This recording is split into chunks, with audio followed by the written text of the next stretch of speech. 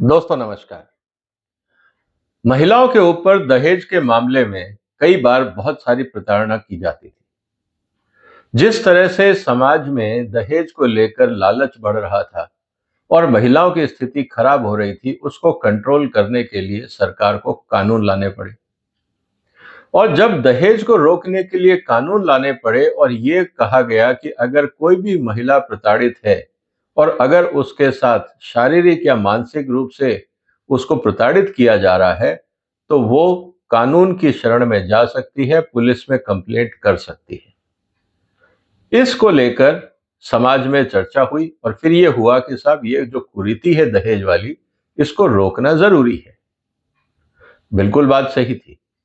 लेकिन जब ये कानून अमल में आया और जिस तरह से समाज में वैल्यू सिस्टम बदला, अनफॉर्चुनेटली जो काम अच्छे काम के लिए किया गया था, उसके बुरे परिणाम भी सामने आने लगे। और स्थिति यहां तक आ गई कि आज महिलाएं अपने जो इन लॉज हैं, ससुराल वाले हैं, पति हैं, उनके खिलाफ फर्जी मुकदमे दायर करती हैं। चाहे वो नियत तलाक लेने की हो, या पैसा वसूल करने की हो, या कुछ और हो, या किसी से बदला लेने की। कहने का मतलब ये है कि इस कानून का दुरुपयोग भी होने लगा है। कारण कई हो सकते हैं, केस टू केस इश्यूज और फैक्ट्स अलग अलग हो सकते हैं, तो जनरलाइज करना उचित नहीं होगा। लेकिन दोस्तों, अभी जो समस्या आ रही है समाज में कि जो इस तरह के फर्जी केस हो रहे हैं, जब परिवारों ने कुछ गलत नहीं किया अपनी बहू के साथ या डॉटर इन लॉ के साथ, तो उनको किस बात की सजा मिल रही है, किस बात का बदला लिया जा रहा है।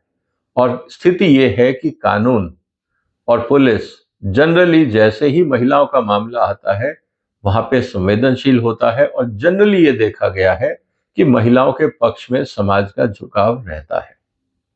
लेकिन जो लोग ईमानदार हैं, जिन्होंने कोई गलत नहीं किया, जिन्होंने अपनी बहुओं के साथ कोई नाइंसाफी नहीं करी, अगर उनको फंसाया जाता है तो उनके पास क्या रास्ते हैं। आज चर्चा इसी बात की। तो आज का जो डिस्कशन मैं आपके साथ कर रहा हूं, और ये कई लोगों ने मुझे कहा कि विजय इस पे कुछ बनाओ, क्योंकि बहुत लोग परेशान हैं और बहुत सारे लोग इस बात को लेकर दुखी हैं कि उनके परिवारों पे, और सिर्फ हस्बैंड वाइफ का बीच का झगड़ा नहीं है, इसमें इन लॉज को भी लपेटा जाता है, रिश्तेदारों को भी लपेटा जाता है, घर में अगर छोटे बच्चे हैं उनका भी नाम डाल दिया जाता है। मतलब पूरा परिवार एक तरह से गुनहगार बना दिया जाता है। और जैसा भारत में होता है, सालों तक केस चलते हैं। चलो केस एक अलग है, पैसे का नुकसान, वक्त का नुकसान, मेंटल टेंशन, वो सब अलग, समाज में बदनामी अलग से। तो कुल मिला के स्थिति काफी गंभीर है। इसीलिए इस प्रेजेंटेशन में जो आज मैं आपसे चर्चा करने वाला हूं, कि अगर आपको लगता है कि आपके साथ गलत हो रहा है, आपने किसी भी तरह से अपने जो घर में बहू आई है उसके साथ प्रताड़ना नहीं करी है, शारीरिक या मानसिक रूप से, तो क्या कानून आपका साथ नहीं देगा? निश्चित रूप से कानून में प्रावधान है। लेकिन अगर हम ये कहें कि जितनी जल्दी हम चाहते हैं उतनी जल्दी निदान मिल जाए, शायद उतना ना हो, लेकिन आपको अपनी बात कहने का, रखने का और न्याय को जल्दी मांगने का मौका कानून में दिया जाता है। आज इसी की चर्चा है, इसलिए इस वीडियो को अंत तक देखिएगा और इस वीडियो को उन सब लोगों तक पहुंचाइएगा जहां आपको लगता है कि लोग परेशान हैं, या वहां पे इस तरह की सिचुएशन बिल्ड हो रही है, तो वो एक प्रिकॉशनरी स्टेप भी ले सकते हैं। सबसे पहले तो हमें समझना होगा दोस्तों कि कानून जो है वो 498, जो पुराना वाला आईपीसी का कानून है, उसके हिसाब से क्या है। इसके अंदर लास्ट में मैंने एक स्लाइड डाली है, आईपीसी वर्सेस जो नए कानून आए हैं, कौन सा प्रावधान किसके संदर्भ में है। तो आप अभी कंफ्यूज मत होइए, मैं आईपीसी को जानबूझ के इसलिए ले रहा हूं क्योंकि 498 एक बहुत पॉपुलर टर्म हो गया है समाज में, तो उसी टर्म को यूज कर रहा हूं। लेकिन आखिर में मैं आपको बताऊंगा कि नए कानून और पुराने कानून में कौन से प्रावधान एक दूसरे तुलनात्मक हैं, कंपैरिजन में। 498 क्या बोलता है? Deals with cruelty by a husband और his relatives, means in laws, कोई भी हो परिवार में, towards a married woman, punishable by imprisonment for 3 years and a fine. IPC 490B focuses on similar concept of cruelty, but specially against women from whom relatives who are not part of the household. एक तो directly परिवार के लोग और फिर रिश्तेदार। तो ये एक स्थिति है। तो कुल मिला के कानून में प्रावधान है कि अगर किसी महिला के साथ गलत होता है तो कानूनी कार्रवाई की जा सकती है। 498 क्या बोलता है? क्रुएल्टी बाय हस्बैंड और रिलेटिव्स।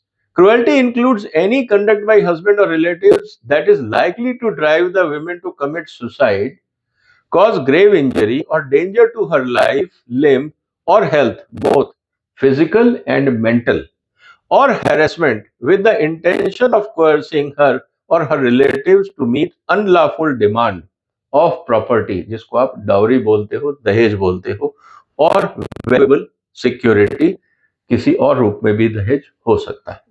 देखिए वैल्यूएबल है। पनिशमेंट वही बात आ जाती है, 3 साल की सजा और फाइन। तो अगर आप किसी भी फिजिकल और मेंटल रूप में अगर आप प्रताड़ित करते हो तो सजा का प्रावधान है। इसका मतलब क्या है? इस कानून के अंदर जो कहा गया है उसको समझना जरूरी है। सबसे पहली बात, women must be married. Obviously unmarried के साथ आप क्या करेंगे? दहेज तो वही लेके आएगा जहां पे शादी की बात होती है। Cruelty must be inflicted bye husband और हिज रिलेटिव्स। अब पड़ोसी ने किया, किसी ने प्रताड़ना कर दी, कोई हस्बैंड का फ्रेंड था, उसने कुछ उल्टा सीधा बोल दिया, अब उस पे ये धाराएं नहीं लगेंगी, उसमें कोई और धाराएं आप लगा सकते हो। यहां प्योरली एंड प्योरली जो बहू है, जो डॉटर इन लॉ है, जब वो आती है घर में, जिस हस्बैंड के साथ उसकी शादी हुई है उसके परिवार की बात हो रही है। The cruelty can be physical, mental और both. Dowry demands are also considered a form of cruelty, क्योंकि आप उसकी इच्छा के खिलाफ कर रहे हैं, तो मेंटल स्ट्रेस और क्रुएलिटी उसमें कैटेगराइज किया गया है। Harassment with the intention of coercing her or her relatives to meet unlawful demand for property or valuable security, and harassment on account of failure to meet such demand. इसका correlation है। Dowry लाना, पहले मांगना cruelty है, नहीं पूरा करने पर उसको प्रताड़ित करना ये भी क्रुएल्टी है। तो मतलब पूरा का पूरा जो डावरी का कॉन्सेप्ट है वो अपने आप में एक अनलॉफुल एक्टिविटी है। अब सबसे इंपॉर्टेंट चीज क्या है यहाँ पे जिसके कारण लोग परेशान हैं? एक तो पनिशमेंट। पनिशमेंट जैसा हमने देखा कि 3 साल और फाइन। अब पूरा का पूरा परिवार जेल चला जाए 3 साल के लिए, तो उस परिवार के अंदर किसकी नौकरी बचेगी या किसका व्यापार बचेगा, इसको समझना होगा। कॉग्निजेबल एंड नॉन बेलेबल, अगर अरेस्ट हो जाता है तो सीधी सी बात है उसमें विदाउट वारंट भी and can not be settled out of court, क्योंकि ये क्रिमिनल कॉग्निजेबल ऑफेंस है। मामला अदालत तक जाएगा। इसका मतलब यह है कि अदालती चक्कर आपको काटने पड़ेंगे। ये बात तो कानून के हिसाब से दी गई है। नॉन कंपाउंडेबल, ऐसा नहीं है कि साहब इस बार छोड़ दो, अगली बार अगर होगा तो हम देख लेंगे, ये भी नहीं हो सकता। और जैसा मैंने कहा कि can not be settled out of court, क्योंकि ये क्रिमिनल ऑफेंस है। और यहां पे ये उम्मीद की जाती है कि जो स्टेट है, मतलब जो सरकार है, वो देखे या सिस्टम है वो देखे कि ये दोबारा इस तरह की घटना ना हो। सिग्निफिकेंस बहुत क्लियरली कहा गया है, this addresses domestic violence and protect the right of married women, जो हम पहले से चर्चा कर रहे हैं। मिसयूज एंड कंट्रोवर्सी, अब समस्या यहां आ जाती है। They are concerned about the potential misuse of the section and some argue it can be used to harass and falsely accuse man. ये एलिगेशन ही नहीं है, अब ये सच्चाई हो गई है समाज की कि ऐसा हो रहा है। ये ऑब्जर्वेशन हाई कोर्ट्स ने भी दिए हैं, यहां तक ये ऑब्जर्वेशन सुप्रीम कोर्ट ने भी दिए हैं कि इस प्रोविजन का मिसयूज हो रहा है।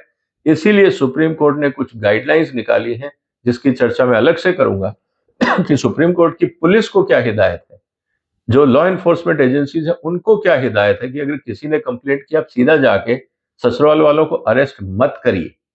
किन बातों का ध्यान रखना है उस पर सुप्रीम कोर्ट ने गाइडलाइंस इशू करी है, उसकी चर्चा होगी। लेकिन यहां आज हम जो चर्चा करेंगे वो ये कि आप कैसे इसको हैंडल करें। Dowry demand not necessary. A dowry demand is not necessary to invoke the provision of 498. Either form of quality is sufficient to attract provisions of the law. अगर वो कहते हैं साहब मुझे तो प्रताड़ित किया जा रहा है, तंग किया जा रहा है, डाउरी के लिए या अदरवाइज भी हर जगह डाउरी हो ये जरूरी नहीं है, आप किसी और कारण से भी उनको प्रताड़ित कर सकते हैं। Handling false cases under 498 and IPC 490B, जो हमने बात करी हैरेसमेंट को लेकर। सबसे पहले आपको क्या करना है? अब स्थिति यह आती है दोस्तों कि जब आपके परिवार के ऊपर इस तरह का केस हो गया तो अब आप क्या करेंगे? मैं डिटेल में नहीं जाऊंगा, आप इस पूरे वीडियो को देख सकते हैं। मैं आपको एक्शन पॉइंट्स बताऊंगा जिस पे आपको फोकस करना है। अगर आपके खिलाफ केस कर दिया गया है तो जैसा मैंने कहा कि कॉग्निजेबल ऑफेंस से अरेस्ट हो सकते हैं। आपने अगर कुछ गलत नहीं किया है तो आप सबसे पहले एंटीसिपेटरी बेल के लिए अप्लाई करें और ये कहें कोर्ट को कि साहब ये सब गलत किया जा रहा है, ऐसा कुछ नहीं हुआ है, हमारे परिवार को अरेस्ट करने की ये साजिश है, बदनाम करने की साजिश है, इसलिए आप एंटीसिपेटरी बेल दे दीजिए। अब सबसे इंपॉर्टेंट बात क्या है कि जब आप एंटीसिपेटरी बेल लेंगे तो कम से कम आपका परिवार जेल नहीं जाएगा। अब जब तक अदालत परमिशन नहीं देगी पुलिस अरेस्ट नहीं कर पाएगी। तो एक रिलीफ आपको ये मिला कि साहब आप जेल नहीं जा रहे। वाई टू सीक, जैसा मैंने कहा कि फॉल्स एक्यूजेशन है, इमीडिएट अरेस्ट हो सकता है और seeking anticipatory bail allows you to avoid unnecessary arrest and detention while your case is being investigated. If granted, the police cannot arrest you without the court's permission. आप investigation करिए लेकिन अब आप कम से कम जेल तो नहीं जा रहे। अब आप कहाँ अप्लाई करेंगे एंटीसिपेटरी बेल? बहुत सारे लोग पूछ रहे हैं सब कहाँ करें। आप अपने डिस्ट्रिक्ट कोर्ट में जाइए या हाई कोर्ट में जाइए। अगर आप फंडामेंटल राइट के माध्यम से जा रहे हैं हाई कोर्ट सुनवाई करेगा और दूसरी तरफ आप लोकल कोर्ट में भी जा सकते हैं जहां आपको सुविधा है। प्रेजेंट एविडेंस और argument showing the case is false. अब आपको लग जाता है, देखिए परिवारों में क्या होता है दोस्तों कि आपको ये पता लग जाता है कि जिस तरह से हरकतें हो रही हैं परिवार में ये सब चीजें कहीं ना कहीं बिगड़ेंगी। आप उसी दिन से एविडेंस इकट्ठा करना शुरू कर दीजिए। कैसे करेंगे वो भी मैं आपको बताने वाला हूँ। कौन से एविडेंस काम आएंगे ये भी मैं आपको बताने वाला हूँ, इसलिए पूरा वीडियो देखिएगा। Anticipatory bail can be granted if court is satisfied that you are not likely to abscond और टेम्पर विद एविडेंस। उनको अगर कोर्ट को लगता है कि आप फरार नहीं होंगे, आप भागेंगे नहीं, तो आपके लिए एंटीसिपेटरी बेल का प्रोविजन हो जाएगा और आपको जो कोर्ट है वो बेल दे देगी। दूसरा, collect evidence to disapprove the allegation. अब क्या है कि आपके खिलाफ आरोप लगा के ही तो केस हुआ है। आपको उन्होंने कहा होगा घर की बहू ने कि भाई मेरे को प्रताड़ित किया गया, ये सब किया गया मेरे साथ, तो कुछ ना कुछ तो उन्होंने अपनी तरफ से बयान दिए होंगे या प्रूफ दिए होंगे बताने के लिए कि मेरे साथ गलत हुआ है। अब उस सब को झुठलाने के लिए आपके पास क्या एविडेंस है? इसीलिए ये जरूरी है कि आप एविडेंस कलेक्ट करिए। डिसअप्रूव, अब उसमें क्या हो सकता है? सबसे इंपॉर्टेंट हो सकता है रिटन कम्युनिकेशन। मान लीजिए कि आपके परिवार में कोई फंक्शन है, सब कुछ ठीक ठाक चल रहा है, अचानक उन्होंने केस कर दिया, तो रिटन कम्युनिकेशन की देखिए साहब घर में तो फंक्शन था, शादी थी, हम लोग घूमने गए थे, कहीं कोई दिक्कत नहीं था, ये ईमेल देखो, ये कार्ड देखो, ये फोटोग्राफ्स देखो, ये सोशल मीडिया एक्सचेंजेस देखो, सब कुछ तो ठीक चल रहा है, ये अचानक कहां से आ गया? क्योंकि कानून में एक प्रावधान और है जो मैं अलग से आपसे चर्चा करूंगा कि कोर्ट किस तरह से इस पूरे केस को इन्वेस्टिगेट करेगा या पुलिस कैसे इन्वेस्टिगेट करेगी और किन बातों का ध्यान रखेगी। वो पूरा इन्वेस्टिगेशन कैसे होगा उसका एक अलग से मैं वीडियो बनाऊंगा ताकि आप सजग रहें कि किस किस तरह के सवाल और किस तरह के एविडेंस आपके खिलाफ हो सकते हैं या आपको देने पड़ सकते हैं। दूसरा, ऑडियो वीडियो रिकॉर्डिंग। कभी कभी लगता है कि ऑडियो वीडियो रिकॉर्डिंग करना गैरकानूनी है, लेकिन जब आपको पता है कि परिवार की स्थिति गंभीर है, अगर आपके घर में सीसीटीवी कैमरा है उसके फुटेजेस संभालिए, क्योंकि सीसीटीवी कैमरे के अंदर तो पता लगेगा ना कि घर में मारपीट हुई थी या नहीं हुई थी। अगर उन्होंने कहा कि साहब मेरे को रोज पीटा जाता है, अब सीसीटीवी फुटेज में आ रहा है कि जिस टाइम की बात की जा रही है उस समय तो आप लोग टीवी देख रहे हो या डिनर कर रहे हो या बच्चों के साथ खेल रहे हो, तो अचानक ये एलिगेशन कहां से आया? तो उस स्थिति में अगर आपके घर का माहौल बिगड़ रहा है और आपको लगता है कि बस आने वाले समय के अंदर ये केस हो सकता है या जिस तरह की हरकतें वो आउट ऑफ कंट्रोल हो सकती हैं, बेहतर है एक सीसीटीवी कैमरा लगा लीजिए कॉमन एरिया के अंदर। कम से कम वो रिकॉर्डिंग्स आपके काम आ सकती हैं या आप अपने मोबाइल में भी कर सकते हैं। अगर उन्होंने आपके साथ, महिला ने आपके साथ बदतमीजी करी, गाली गलौज करी, उसकी भी रिकॉर्डिंग कर लीजिए, क्योंकि वो भी कहीं ना कहीं काम आ सकती है। अगर उन्होंने आपके माँ बाप के साथ गलत काम किया, मारपीट करी, रिकॉर्डिंग कर लीजिए, वीडियो ऑडियो रिकॉर्डिंग कर लीजिए, सब एविडेंस काम आएंगे। उस समय आपको नहीं काम आएंगे, लेकिन जब माहौल बिगड़ेगा, स्थितियां होंगी, तब आपके काम आ सकते हैं। विटनेस स्टेटमेंट, ये बहुत इंपॉर्टेंट होता है। घर में आपके मेड होगी, ड्राइवर होगा, कोई और होगा घर के अंदर, सफाई वाला आते होंगे, कोई और लोग होंगे, पड़ोसी होंगे, ये सब विटनेसेस बहुत काम के हैं, क्योंकि कोर्ट में कौन बयान देगा कि ये सब गलत है। अगर आपने कुछ गलत नहीं किया है तो घर में जो मेड है वो शायद आपका साथ दे दे, आपका ड्राइवर आपका साथ दे दे, अगर आपके यहाँ पे कोई और बच्चों के टीचर्स आते हैं वो साथ दे दे, पड़ोसी साथ दे दे, कोई ना कोई विटनेस आपको तैयार करना पड़ेगा। फिर रही बात मेडिकल रिकॉर्ड की। अब सीधी सी बात यह है कि यहाँ पे मेडिकल रिकॉर्ड आप किसका करेंगे। अब सपोज उन्होंने आपके फादर मदर के साथ हाथापाई करी, आपके साथ हाथापाई करी।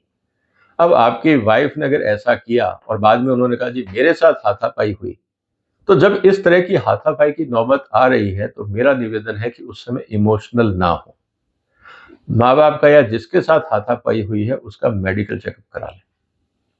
वो कहीं ना कहीं आपको रिकॉर्ड में काम आएगा जब ये कहा जाएगा, एक तरफ रिकॉर्डिंग और दूसरी तरफ मेडिकल रिकॉर्ड, ये प्रूव करेगा कि देखिए मारपीट आपने नहीं, सामने की तरफ से हुई थी और ये केस झूठा है। क्योंकि बहुत सारी चीजें जब पैरेलल चलती हैं परिवारों में तो ये प्रूव करना मुश्किल हो जाता है कि गलती किसकी थी, या सामने वाला एकदम दूध का धुला था, आप ही अत्याचार कर रहे थे, या दोनों तरफ से वायलेशन हुआ और अब केस बना दिया गया कि जैसे सिर्फ आप ही गुनाहगार हैं।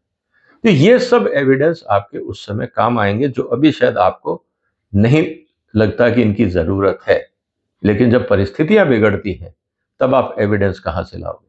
तो इसलिए बेहतर है थोड़ा सा अलर्ट हो जाइए। अगर आपको लगता है कि आपके घर में आपकी जो इन लॉज हैं वो इंटरफियर कर रहे हैं, या आपकी जो डॉटर इन लॉ है या बहू है जो घर में, वो बहुत ज़्यादा एग्रेसिव है और उसके हाव भाव ठीक नहीं है और मामला कोर्ट तक जा सकता है, अगर आपको ये आभास हो गया है तो आप इस बात की तैयारी कर लीजिए कि आपका डिफेंस मैकेनिज्म क्या होगा।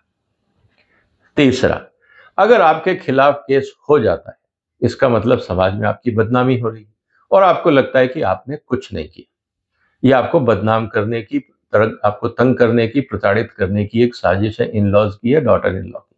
आप तुरंत जाके इन लॉज और डॉटर इन लॉ के खिलाफ आप एक डिफेमेशन केस फाइल करिए कि देखिए इन्होंने हमारे पे झूठा केस डाला है और हमें बदनाम करने का प्रयास किया जा रहा है, इसमें कोई सच्चाई नहीं है, हम इस पे डिफेमेशन केस फाइल करते हैं और हम चाहते हैं कि इस तरह की हरकतें बंद हो और ये केस वापस लिया जाए।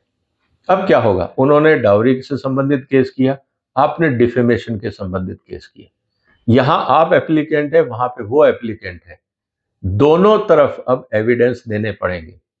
डिफेमेशन केस में भी एविडेंस दिखाने पड़ेंगे कि भाई इन्होंने क्या गलत किया था। इसका मतलब यह है कि आपकी आवाज सुनने का एक मौका मिल जाएगा। डाउरी केसेस में जनरली माइंडसेट ये होता है कि लड़की के साथ गलत हुआ, लेकिन जब डिफेमेशन केस आएगा और जब आप एविडेंस कोर्ट में रखेंगे तो सामने वाला जो पक्ष है उसको जवाब देना पड़ेगा कि क्या ये सही है या गलत है और जो आप कर रहे हो उसका तथ्य क्या है। तो आपके पास एक लाइन ऑफ डिफेंस बन जाता है। दूसरी तरफ फॉल्स एंड मेलिशियस प्रोसिक्यूशन, अगर कोई गलत काम कर रहा है, कानून में यह भी प्रावधान है कि आप कोर्ट को यह बता सकते हैं accuser sole interest was to harm and harass you and they are not knowingly filing a false allegation और फॉल्स केसेस। आप दोबारा उस मुद्दे पे भी कोर्ट में जा सकते हैं कि साहब हमें जबरदस्ती तंग किया जा रहा है। अभी क्या होता है, डाउरी का केस होता है, पूरा का पूरा जो लड़के का परिवार है वो डिफेंसिव हो जाते हैं कि अब हम क्या करें, हमारे पास कोई रास्ता नहीं। ये वीडियो बनाने का मेरा पर्पस यही था कि अगर आपको लगता है कि आप सही हैं, आपने कुछ गलत नहीं किया है, एक डिफेमेशन का केस और एक दूसरा जो केस है वो फॉल्स एंड मेलिशियस प्रोसिक्यूशन, मतलब कि आप हमारे खिलाफ फर्जी मुकदमा दायर कर रहे हैं। और जो 211 सेक्शन है आईपीसी का डील्स विद फॉल्स चार्जेस। इसका मतलब if a person falsely accuses you a crime you can file a counter complaint.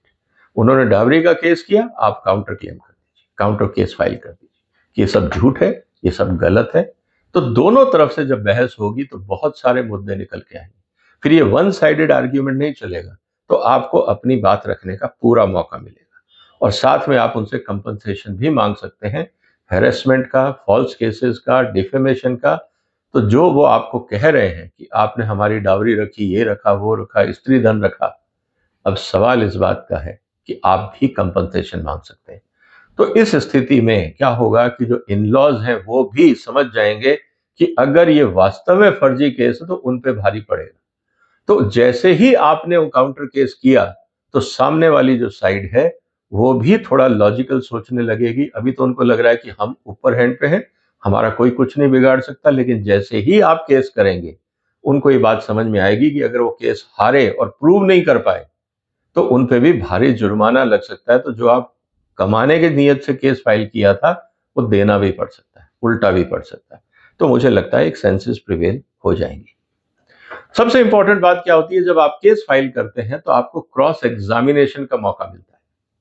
अब आप उनको जब सामने कटघरे में लाएंगे, तो अब आप क्रॉस एग्जामिनेशन कर सकते हैं कि बताइए कि भाई आपने कब मारधाड़ करी, क्या प्रूफ है आपके पास, किसने आप पे हाथ चलाया, कौन सा दहेज आप लेके आए थे, किसको दिया, कहां दिया, सब तो आप ही के पास था, गहने सब आपके पास थे, परिवार में किसके पास है।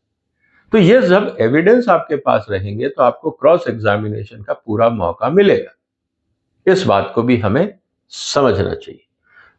And if the complainant alleges dowry harassment, they must show the evidence such as demand letters, financial records, and specific instances of extortion. Absence of such evidence can help in dismantling the case. तो जब आप उनसे cross examination करेंगे, बातचीत करेंगे, क्यों कहेंगे जी हमने तो इतना सोना दिया था।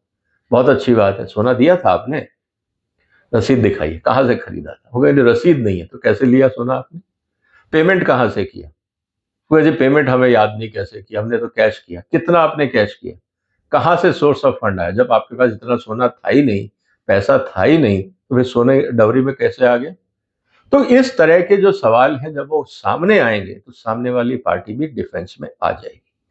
और साथ ही साथ फिर false allegation of cruelty, misunderstood और misrepresented present evidence shows the normal और नॉन अब्यूजिव रिलेशनशिप। तो यहाँ पे पूरी बात आ जाती है कि साहब जो केस किया जा रहा है तो कहीं ना कहीं फॉल्स एलिगेशन ऑफ क्रुएलिटी है, मिसअंडरस्टैंडिंग है। अगर मान लीजिए आपने कहा अपनी पत्नी को कि भाई मैं ट्रांसफर ले रहा हूं, या आपको कहीं बाहर रहना है, या आपको माँ बाप के साथ रहना है क्योंकि वो बुजुर्ग है, और अगर आपने उनको ये कहा कि मेंटल क्रुएल्टी है, तो प्रूफ तो देना पड़ेगा। ये मिसअंडरस्टैंडिंग तो नहीं है, इसमें मेंटल क्रुएल्टी कैसे होगी। बुजुर्गों की सेवा करना क्या मेंटल क्रुएल्टी, क्या वो मेरे माँ बाप नहीं है, आप उनकी सेवा नहीं करेंगे। या आपको हर रोज, फॉर एग्जाम्पल, हर साल आपको फॉरेन ट्रिप जाना है, या किट्टी पार्टीज करनी है, या 5 स्टार में ही लंच डिनर करना है। हमारी हैसियत नहीं है तो कैसे करें। क्योंकि मैं इस तरह के एग्जाम्पल इसलिए दे रहा हूं, ये हकीकत है, इस तरह के केसेस में डाइवोर्स फाइल हुए हैं। My wife is also a lawyer, she handles all these family matters. तो मैं आपको बता रहा हूं कि किस तरह से लोग एलिगेशंस लगाते हैं। Everything is possible in today's world. तो ये बात भी हमें समझनी होगी। Seek legal remedies for harassment and misuse of law, इस बात को भी समझना होगा कि हम जब लीगल की बात कर रहे हैं, मिसयूज ऑफ लॉ की बात कर रहे हैं, तो निश्चित रूप से ये एक प्रोसेस ऑफ लॉ है, उसका एब्यूज किया जा रहा है। इसीलिए जब आप कोर्ट में जाएंगे और ये बताएंगे उनको कि साहब देखिए ये सब फॉल्स है, जबरदस्ती का केस है, तो कोर्ट भी थोड़ा सिंपैथेटिक व्यू लेगा। और इसीलिए सुप्रीम कोर्ट ने गाइडलाइंस निकाली हैं, Rajesh Sharma versus state of UP 2017 में, उसकी मैं अलग से चर्चा करूंगा कि इस तरह के अगर जो हैरेसमेंट और मिसयूज ऑफ लॉ के जो प्रोविजंस हैं, इसलिए कि इन लॉज को तंग किया जाए, इसको संभल के देखना है।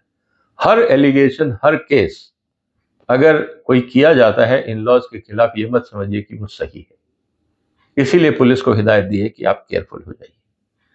अब इसके अलावा इंपॉर्टेंट चीज आ जाती है कि फैमिली वेलफेयर कमेटीज, मीडिएशन इसका काम है, और प्रिवेंशन ऑफ फ्यूचर हैरेसमेंट, इसको लेके भी कोर्ट ने कहा है कि भाई if false cases are filed as a tactic for harassment, you can seek protection orders from the court.